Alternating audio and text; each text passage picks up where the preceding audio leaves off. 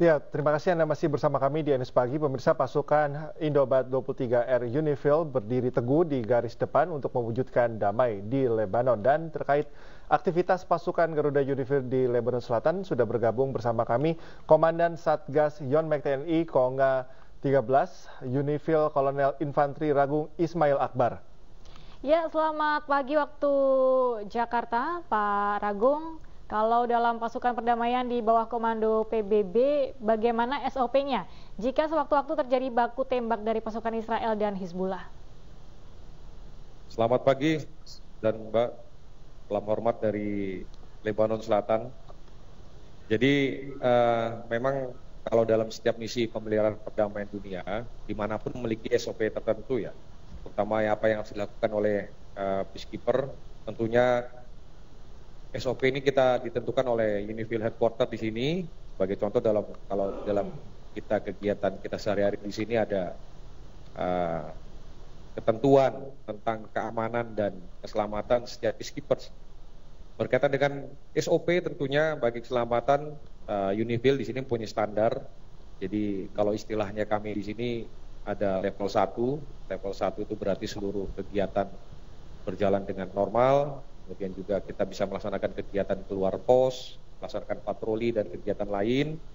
Kemudian ada juga istilah kita level 2, di mana seluruh kegiatan di luar pos itu dibatalkan. Kemudian seluruh personil, seluruh prajurit kita masuk ke dalam pos. Kemudian juga kegiatan di dalam kompon atau pos menggunakan alat-alat keselamatan seperti helm dan rompi anti peluru. Kemudian kalau level 3 itu berarti situasi membahayakan peacekeeper atau para prajurit sehingga seluruh personil masuk ke dalam bunker sampai dengan nanti ada perintah lebih lanjut. Kemudian juga kalau andai eskalasi meningkat atau katakanlah serangan besar dari kedua belah pihak terjadi, tentunya Unifil dan seluruh kontingen dari masing-masing negara yang berada di daerah misi di sini itu sudah menyiapkan rencana kontingensi yang pada intinya memuat tentang prediksi, kemudian juga tindakan awal, kemudian juga serta tindakan lanjut apabila konflik memang semakin meluas dan membesar. Begitu Mas kira-kira Mbak. Ya, Pak Ragung, inti dari penempatan pasukan perdamaian termasuk pasukan Garuda ini adalah memastikan keamanan warga sipil. Nah, bagaimana kondisi masyarakat di Lebanon Selatan saat ini, Pak? Terima kasih. Jadi yang perlu kita cermati bahwa kalau masyarakat atau sipilian yang dimaksud tentunya adalah any person who is no longer directly participating in hostilities or other acts of violence ya. Jadi setiap orang yang tidak lagi secara langsung berpartisipasi dalam permusuhan atau peperangan atau tindakan kekerasan. Ini dia mungkin. Kemudian juga kita di sini juga memegang teguh mandat protecting of the civilian, yang berarti seluruh pasukan perdamaian melakukan semua yang dibutuhkan, bahkan sampai dengan penggunaan kekuatan yang ditujukan untuk mencegah ancaman kekerasan fisik terhadap masyarakat sipil dalam kapasitas dan area operasi tanpa mengurangi tanggung jawab negara tuan rumah, dalam hal ini negara Lebanon. Tentunya dari uraian yang tadi saya sampaikan bahwa keamanan warga sipil memang menjadi prioritas bagi seluruh pasukan perdamaian yang ada di sini. Tentunya itu juga menjadi bagian dari tanggung jawab kami selaku pasukan perdamaian. Namun memang secara umum untuk kondisi masyarakat sipil di Lebanon Selatan ini memang tidak cukup baik. Masyarakat sipil tentunya khususnya yang di dekat dengan blue line atau border ini sudah mengungsi ke beberapa wilayah memang yang dianggap lebih aman. Kemudian juga ya kita lihat bersama bahwa beberapa bangunan, kemudian jalan, fasilitas umum juga sudah ada beberapa yang rusak dan juga tidak operasional. Tentunya juga ini mengakibatkan aktivitas masyarakat baik perekonomian, kemudian kehidupan anak-anak sekolah juga tidak berjalan dengan normal. Namun kami selaku pasukan perdamaian juga memiliki kegiatan ataupun program SIMIK di mana kami melakukan berbagai aktivitas bersama dengan masyarakat dan sebisa mungkin membantu masyarakat lokal melalui kegiatan-kegiatan bersama seperti community work, kemudian community engagement work, kemudian medical camp, kemudian juga kami juga membantu beberapa kali kegiatan medis dengan masyarakat setempat. Begitu, Mas. Baik, Pak Agung, ini kan sudah sebelumnya pernah bertugas ya di Lebanon Selatan, dan apakah kalau dibandingkan dengan perang saat ini, konflik Israel-Hizbullah, apakah memang eskalasinya bisa sama atau memang lebih besar, Pak? Kalau soal itu mungkin tidak bisa diprediksi, Mas. Jadi ya kita tetap melakukan prosedur dan sesuai dengan perintah UNIFIL. Tentunya selama kami bertugas di sini selama 3,5 bulan. Ya memang kita ketahui bersama konflik terjadi mulai Oktober 2023 yang lalu. Karena sudah terjadi konflik seperti itu, kami baru sampai di daerah misi. Kemudian juga kalau kita melihat ke sejarah, memang beberapa konflik yang cukup besar yang antara kedua belah pihak ini diawali kan tahun 78, Mas.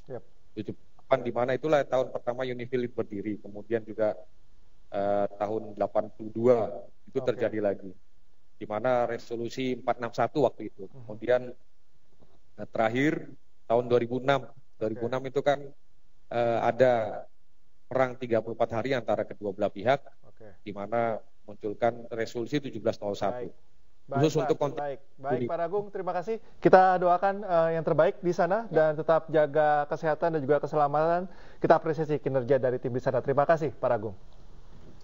Balik ke informasi lainnya, pemirsa, di tengah suhu yang terik, jutaan jamaah yang melaksanakan ibadah haji tahun ini membacakan doa untuk warga Palestina yang menjadi korban perang Gaza.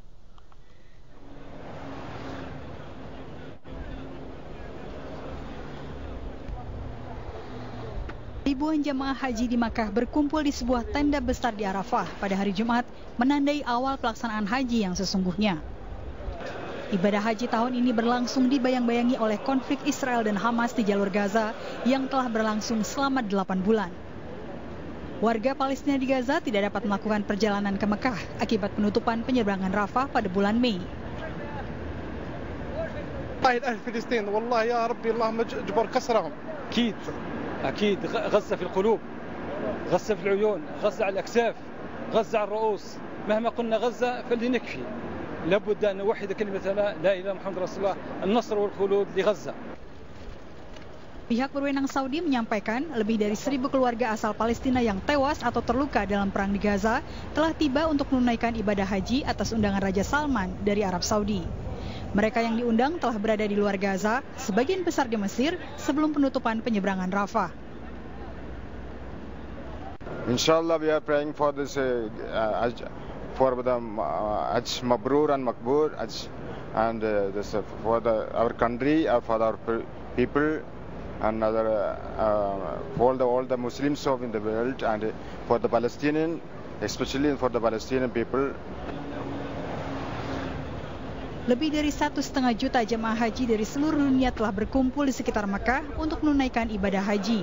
Jumlah tersebut masih akan terus bertambah seiring dengan semakin banyak jemaah dari dalam Arab Saudi yang akan bergabung. Pihak berwenang Saudi memperkirakan jumlahnya akan melebihi 2 juta jemaah pada tahun ini. Pemirsa, jelang puncak haji di Al-Musnah, rombongan jemaah haji Indonesia mulai berdatangan dan menempati tenda di Arafah. Dan untuk mengetahui informasi terkini, kita sapa jurnalis iNews Suhud Nur Fadli yang telah berada di Padang Arafah. Ya, Assalamualaikum rekan Suhud. Hingga saat ini sudah berapa banyak jumlah jemaah haji Indonesia yang tiba di Arafah? Iya, waalaikumsalam Cikal dan Galuh. Dapat saya laporkan langsung dari kawasan Arafah di Makkah, Arab Saudi, bahwasanya saat ini tercatat hampir keseluruhan jamaah haji Indonesia sudah didorong atau bergerak dari hotel di kota Makkah menuju ke tenda di Arafah. Adapun di sini jamaah haji Indonesia terlihat riang dan bergembira saat tiba di Arafah, serta langsung melakukan rangkaian aktivitas ibadah seperti halnya sholat, berzikir, berdoa, dan juga membaca Al-Quran. Jamaah Indonesia di Arafah saat ini menempati 73 maktab dan 1.169 tenda yang terbagi dalam 11 sektor. Adapun rencananya di hari ini, Sabtu 15 Juni, yang menjadi puncak kegiatan ibadah haji dengan wukuf di Arafah, diagendakan nanti pada pukul 12 waktu Arab Saudi, Amirul Hajj atau Menteri Agama Yakut Khalil Qomas akan memberikan sambutan sebelum dilaksanakannya wukuf di Arafah. Setelah itu akan diberikan penjelasan terkait tata cara wukuf di Arafah. Adapun khutbah wukuf di Arafah biasanya akan berlangsung dari Masjid Namirah di Arafah yang disampaikan oleh Imam Besar Masjidil Haram Syekh Mahir Al-Muwaikli. Namun bagi jemaah haji Indonesia, khutbah wukuf biasanya akan dilakukan di Masjid Misi Haji Indonesia yang kali ini akan dipandu oleh Habib Ali Hasan Al-Bahar, Guru Besar UIN Syarif Hidayatullah, dan diikuti jemaah haji Indonesia di tenda masing-masing. Setelah selesainya khutbah wukuf, nantinya jemaah haji Indonesia akan melaksanakan sholat berjamaah jamak qashar yang dilanjutkan dengan zikir dan doa wukuf yang dipimpin oleh Habib Ibrahim Lutfi bin Ahmad Al-Atas. Nantinya zikir dan doa wukuf ini akan berlangsung sampai dengan terbenamnya matahari atau waktu maghrib, yang dilanjutkan dengan sholat berjamaah jamak qashar maghrib dan isya, cikal dan galuh. Dan setelah maghrib mulai pukul 19 waktu Indonesia Barat, jemaah haji Indonesia secara perlahan akan bergerak menuju ke Musdalifah untuk mabit atau bermalam.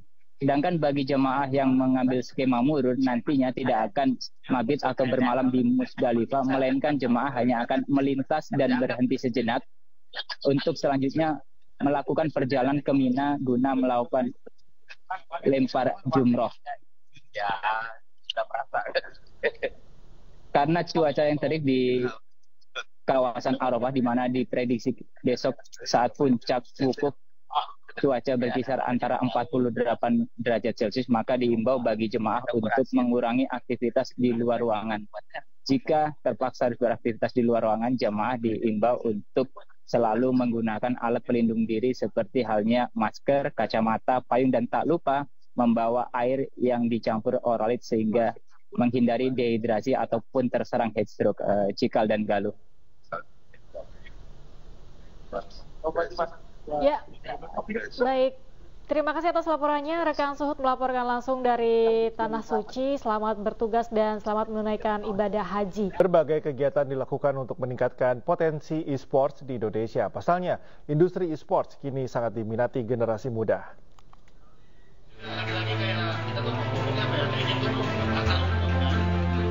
Era jaya digital mengundang para komunitas Mobile Legends di wilayah Jabodetabek untuk bertanding bersama pro player, sekaligus menjadi momen peresmian untuk Erafon Nasional Turnamen 2024. Memasuki tahun ketiga, turnamen ini menjadi bentuk dukungan dari Erafon kepada perkembangan industri e-sports di Indonesia. Pada Erafon Nasional Turnamen 2024 kali ini, hadiah yang akan diperebutkan senilai 200 juta rupiah berupa uang tunai dan smartphone. Event ini berlaku untuk umum, mulai dari pelajar hingga semua kalangan usia. Jadi, bagi Anda yang ingin mendaftar, langsung saja melakukan pendaftaran di platform media sosial Era Jaya Digital. Kita melakukan kegiatan di depan store kita, mengundang komunitas yang ada seluruh Indonesia untuk bermain Mobile Legends, dan kita mencari juara nasionalnya. Ya, cukup buka Instagram Erafon Store, semua ada di sana informasinya. Nanti akan diperlukan mengisi G-Form dan juga nanti dilakukan registrasi ulang pada saat dilakukan di kota-kota terdekat dari Anda. Diharapkan ke depannya kegiatan ini bisa menjadi wadah bagi perkembangan industri e-sport di Indonesia. Dari Jakarta, Nisa Sahib, Dimas Winardi, iNews melaporkan. Pemirsa, memasuki akhir pekan, kami akan mengajak Anda untuk berkunjung ke pembibitan ternak unggul di Baturaden, Purwokerto, Jawa Tengah. Ya, ribuan sapi di tempat ini menghasilkan susu untuk memenuhi kebutuhan dalam negeri.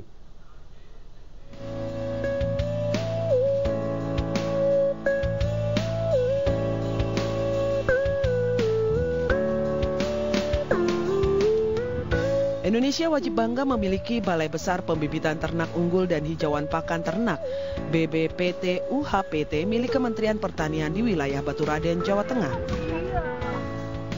BPPT UHPT Baturaden merupakan satu-satunya UPT nasional bawah koordinator Ditjen Peternakan dan Kesehatan Hewan yang memproduksi bibit sapi perah.